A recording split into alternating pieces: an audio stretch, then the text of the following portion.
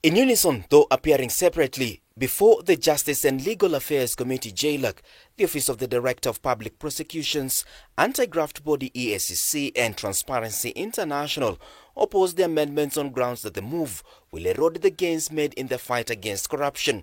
The bill proposed by Mbeere Member of Parliament Geoffrey Ruku seeks to amend Section 45(2) of the Act by deleting the two offences prescribed in Part 2, B and C, namely failure to follow procurement guidelines and engaging public funds in an unplanned project. We find that it is not in the public interest to remove the culpability prescribed on persons in charge of administrative, custody, management, receipt, or use of any part of public revenue or public property. There's not been any demonstration by the Honourable Member Ruku that Section 45, 2B and C as they are currently are unconstitutional or invalid, and therefore we submit that the proposal should not pass. EACC argues that by demanding that it will not be necessary for planning to be undertaken before procurement creates room for corruption scandals. You would not expect public officials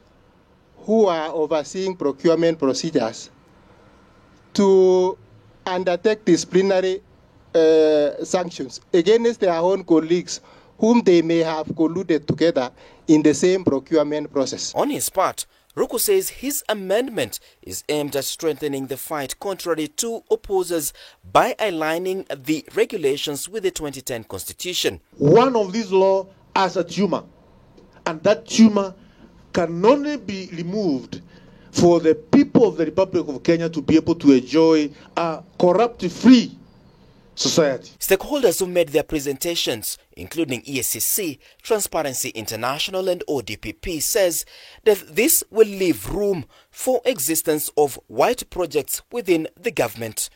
The committee has retired to write its report and is now mulling rejecting the amendments following public participation.